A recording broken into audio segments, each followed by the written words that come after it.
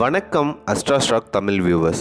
Stock market சீரீஸில் இன்றைக்கி நம்ம பார்க்க போகிற வீடியோ எதை பற்றி அப்படின்னு சொல்லிட்டு பார்த்தீங்கன்னா 99% ஆஃப் ஆப்ஷன் பையர்ஸ் மணியை லாஸ் பண்ணுறவங்களா தான் இருக்கிறாங்க.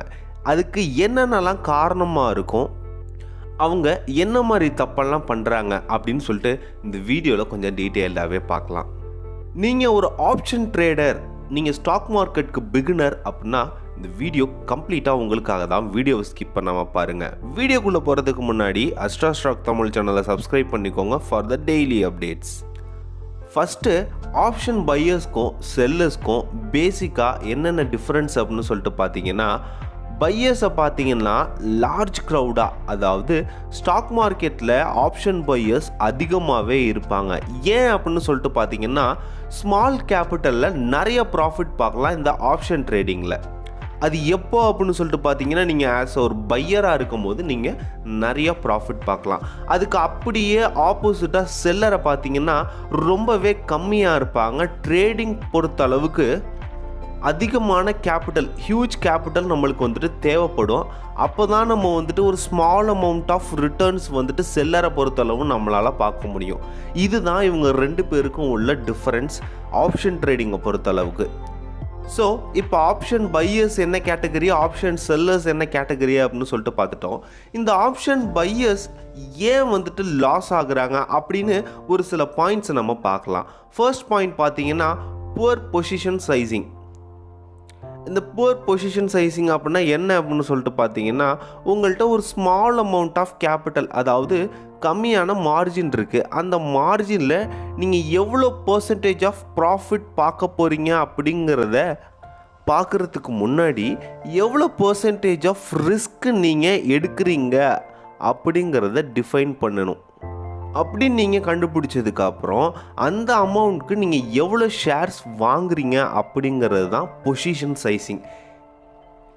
இந்த பொசிஷன் சைசிங்கை நீங்கள் கரெக்டாக பண்ணலை அப்படின்னா நீங்கள் ஆப்ஷன் பையிங்கில் ரொம்பவே லாஸ் ஆவீங்க. ஸோ இந்த பொசிஷன் சைசிங் பையர்ஸ்க்கு ரொம்பவே முக்கியமானது. இதை நம்ம பர்ஃபெக்டாக கீப் பண்ணணும். அண்ட் செகண்ட் ஒன் எது அப்படின்னு சொல்லிட்டு பார்த்தீங்கன்னா, நோ செட்டப் ஆர் ஸ்ட்ராட்டஜி. அதாவது ஆப்ஷன் பையர்ஸ் ஒரு ட்ரேடிங் செட்டப் இல்லாமல் ப்ராப்பரான ஸ்ட்ராட்டஜி வச்சுக்காமல் மோஸ்ட்லி இந்த ஆப்ஷன் ட்ரேடிங்கில் ட்ரேட் பண்ணுவாங்க. எப்படி அது அப்படின்னு சொல்லிட்டு பார்த்தீங்கன்னா, மார்க்கெட் ஓப்பன் ஆனதுமே ஒரு ஷேரை பற்றி க்ரீன் சிக்னல், அதாவது க்ரீன் இண்டிகேட்டர் இருந்தால் அதை உடனே பை கொடுத்துருவாங்க, ரெட் இருந்தால் உடனே செல் கொடுப்பாங்க. இப்படி கேஷுவலாக அவங்க ரெட் இருந்தால் செல் கொடுக்குறதும், க்ரீன் இருந்தால் பை கொடுக்குறதும் இது மாதிரி பண்ணாங்க அப்படின்னா அவங்க லாஸ் பார்ப்பாங்க. ஏன் அப்படின்னு சொல்லிட்டு பார்த்தீங்கன்னா, அவங்களுக்குன்னு ஒரு ப்ராப்பரான செட்டப் இருக்கணும். நிறைய பிகினர்ஸ் பார்த்தீங்கன்னா மார்க்கெட்டுக்குள்ளே வந்ததுமே நம்ம உள்ளே வந்துட்டோம், ஒரு பிஸ்னஸ் மாதிரி நம்ம நிறைய ப்ராஃபிட் பார்க்கணும் அப்படின்னு சொல்லிட்டு ஒரு ட்ரேடிங்கை செலக்ட் பண்ணுவாங்க. அது எந்த ட்ரேடிங் அப்படின்னு சொல்லிட்டு பார்த்தீங்கன்னா இந்த ஆப்ஷன் ட்ரேடிங்குள்ளே தான் வருவாங்க. ஏன் அப்படின்னா, நான் முன்ன சொன்னது போல் ஸ்மால் கேபிட்டலில் நம்ம கொஞ்சம் நிறையாவே ப்ராஃபிட் பார்க்கலாம் ஆப்ஷன் பையிங்கில். ஆனால் நம்ம அந்த ஸ்ட்ராட்டஜி செட்டப்ஸ்லாம் கரெக்டாக யூஸ் பண்ணணும்.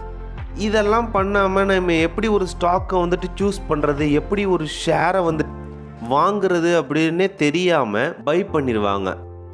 ஆனால் செல்லர்ஸ் அப்படி கிடையாது. அவங்களுக்குன்னு நிறைய ஸ்ட்ராட்டஜிஸ் யூஸ் பண்ணுவாங்க. ஏன் அப்படின்னு சொல்லிட்டு பார்த்தீங்கன்னா, அவங்க இன்வெஸ்ட் பண்ணுற அமௌண்ட் ஹியூஜாக இருக்கும். ஆனால் அவங்களோட ரிட்டர்ன்ஸ் ரொம்ப கம்மியாக இருக்கிறதுனால நிறைய ஸ்ட்ராட்டஜிஸ் யூஸ் பண்ணி அவங்க அந்த ப்ராஃபிட்டை எடுக்கணும் அப்படின்னு சொல்லிட்டு ரொம்பவே ஸ்ட்ராட்டஜியை பர்ஃபெக்டாக ஃபாலோ பண்ணுவாங்க. இது போல் பையர்ஸும் அவங்களோட ஸ்ட்ராட்டஜிஸ் செட்டப்ஸ் எல்லாம் கரெக்டாக ஃபாலோ பண்ணாங்க அப்படின்னா நல்ல ப்ராஃபிட் பார்க்கலாம்.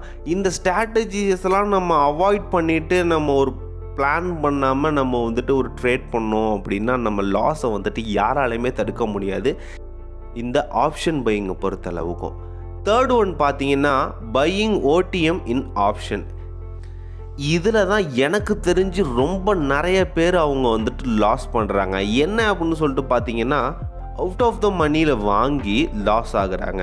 நிறைய பேர் என்ன பண்ணுறாங்கன்னா, இப்போ ஒரு ஸ்டாக் இப்போ 41,000 பேங்க் நிஃப்டி ட்ரேட் ஆகிட்டு இருக்கு அப்படின்னு சொல்லிட்டு வச்சுப்போம்.